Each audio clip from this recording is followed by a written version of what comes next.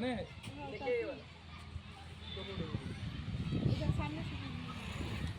लिए मुख्यमंत्री ताको बेटी ना कोई दिक्कत नहीं।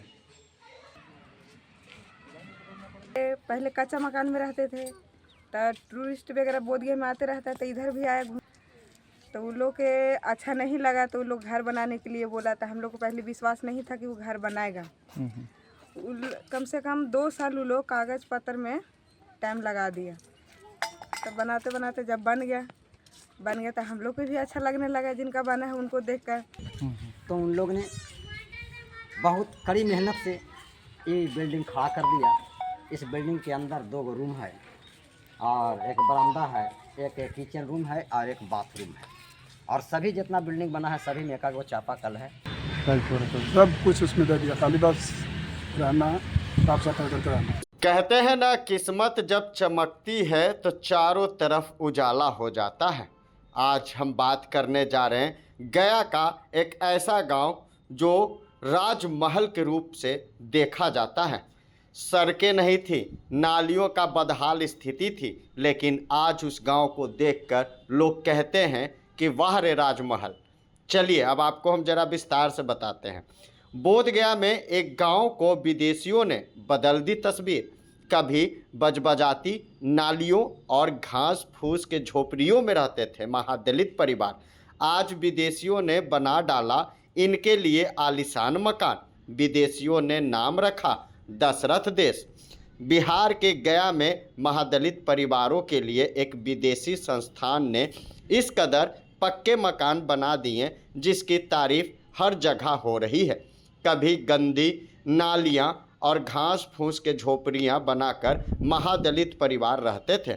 आज वह टाइल्स लगे पक्के मकान में रह रहे हैं और इस गांव को दशरथ गांव का नाम दिया गया है।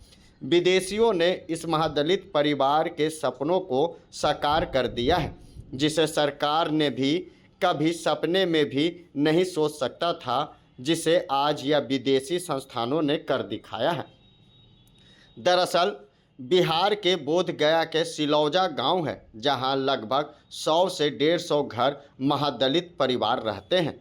आमतौर पर देखा जाता है कि लोग त्रिपाल, घास फूस और बजबजाती नालियों के बीच इनका रहना सहना होता था और किसी तरह मजदूरी कर अपना पालन पोषण करना रहता है। इसी क्रम में जब विदेशी संस्थान ताइवान की बौद्ध सूची चैरिटी फाउंडेशन जब गया घूमने आए, यानी बोध गया जब घूमने आए, इस गांव में भी वह लोग पहुँचे। इस गांव में रहने वाले महादलित परिवार को देखकर इन लोगों को काफ़ी बुरा लगा। तब इन लोगों के लिए कुछ करने के लिए तभी ताइवान की बौद्ध सूची ने इसको बनाने का ठान लिया।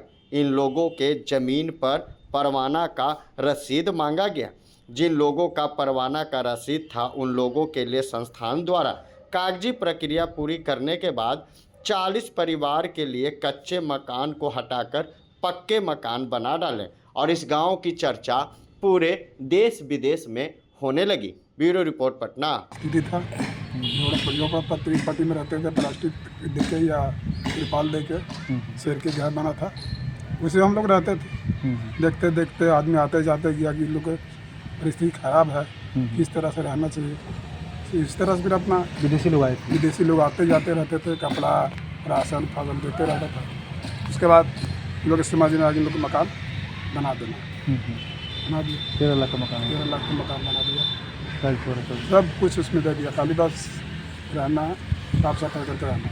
होटल की होटल की तरह व्यवस्था है और आराम से आपको रहना। चापाकल व्यवस्था है, सब कुछ। पानी का कोई दिक्कत? पानी का चापाकल है, दिक्कत नहीं है, दिक्कत से आराम है। मतलब एक छुटकारा मिल गया मुश्किल। हाँ, मुश्किल से बहुत छुटकारा मिल गया। कभी खाना नहीं मिला तो सोने की जगह पे मिल गया। हाँ, तीसरा खाना पीना नहीं, सोने की तो जगह है। सरकार से मांग करते हैं कि रोजगार वगैरह कुछ सही, हम लोग रोजगार ही है। क्या नाम है? श्री अर्जुन मांझी।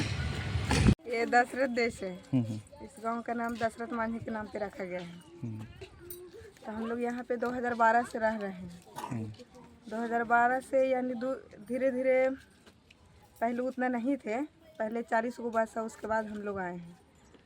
तो हम लोग आए तो यहाँ पे पहले कच्चा मकान में रहते थे, तो टूरिस्ट वगैरह बोधगया में आते रहता है, तो इधर भी आए तो उन लोग के अच्छा नहीं लगा, तो उन लोग घर बनाने के लिए बोला था। हम लोग को पहले विश्वास नहीं था कि वो घर बनाएगा। कम से कम 2 साल वो लोग कागज़ पत्र में टाइम लगा दिया। तो बनाते बनाते जब बन गया तो हम लोग को भी अच्छा लगने लगा, जिनका बना है उनको देखकर कि हम लोग भी बोले कि हम लोग को भी मकान बना दीजिए। तो बोले कि आप लोग के पास कागज़ है इसका नाम परवाना उरवाना? तो हम लोग बोले नहीं। तो बोला कि आप लोग कभी कोशिश किए हैं? हम बोले कि हम लोग तो कोशिश किए हैं, एप्लीकेशन वगैरह लिख के दिए हैं, और जितना लोग का मकान कच्चा बना हुआ था उन लोग के लिस्ट में भी नाम गया था। एक बार कर्मचारी भी आया, फिर दोबारा नहीं आया। तो कच्चा मकान में रह रहे, बरसात में काफ़ी सामना करता है, नदी में उधर बाढ़ आ जाती है तो पानी इधर तक चढ़ जाता है। तो उस समय हम लोग को मतलब जानवर वगैरह को लेके इधर साइड में जंगल में जाना पड़ता है। और वही प्लास्टिक से ढक के रह रहे। अभी गर्मी का टाइम आ रहा है, तो गर्मी में भी इतना हीट मारता है कि मत पूछिए। मगर फिर भी क्या करें, कहाँ जाएं, रहना पड़ता है मजबूरन। यहाँ के लोग क्या करते हैं? यहाँ के लोग मजदूरी करते हैं। पढ़े लिखे हैं कि नहीं? हाँ, कुछ पढ़े लिखे भी हैं, कुछ अनपढ़ भी हैं। मतलब मकान सबका बनना चाहिए, हाँ, चाहे संस्था के लोग बना चाहे यहाँ की सरकार चाहे बनाए। सरकार बना के दे या संस्था के लोग बना के दे, मगर हम लोग भी चाहते कि पक्का मकान में रहे। क्या नाम है आपका? मेरा नाम पिंकी कुमारी है सर। ठीक। हाँ, ये पहले ही बंजर था, बालू था, अनाबाद बिहार सरकार था, और वहाँ के लोगों को बगल में सिलौंजा वहाँ दिक्कत रहता। तो 40 आदमी को परमाना दिया, और बाकी में जो है बिना परमाना के हम लोग नाप के साइड से बस गए। तो हमारी सिरकी का जो बिल्डिंग है, पहले सिरकी का दीवार था और सिरकी एक छावनी था, और बरसात में तिरपाल दे देते थे, चिम के तिरपाल। और तो बताइए कितना गर्मी में ये 7-8 फीट ताप जाता है, तो ठंडाने में कितना टाइम लगेगा। उसी दरमियान में बारिश के टाइम में मतलब सांपों है, चूहों है, भिन्न तरह के कीड़ा पहुंच जाते थे। तो हमारी दशा और दुर्दशा के देखकर तो उन लोग ने बहुत कड़ी मेहनत से ये बिल्डिंग खड़ा कर दिया। इस बिल्डिंग के अंदर 2 रूम है, और एक बरामदा है, एक किचन रूम है, और एक बाथरूम है। और सभी जितना बिल्डिंग बना है सभी में एक चापाकल है, नीचे टाइल्स लगा हुआ है, और सब पुट्टी लगाया हुआ है। पक्का मकान, झोपड़ी से पक्का मकान बनाया। बहुत सुंदर मकान है। सरकार को भी प्रत्येक गरीब को ऐसने मकान दे देनी चाहिए। और बगल वाले के लिए प्रयास कर रहे हैं। होली से पहले मैंने आवेदन दे दिया है, मुख्यमंत्री सचिवालय को दे दिया, देखिए कि बगल में बना दिया जाए, इसी तरह का बने। हाँ, ग्रामीण विकास मंत्री को दे दिया है, सचिव राजस्व विभाग को दे दिया है, मद्य निषेध मंत्री को दे दिया है, मुख्य सचिव को दे दिया है, मुख्यमंत्री। मतलब यहाँ के सरकार को सीख लेना चाहिए कि इस तरह का मकान बने। हाँ। क्या नाम है आपका? मेरा नाम भंते जम्बुद्दीन, दसरा देश सिलौंजा।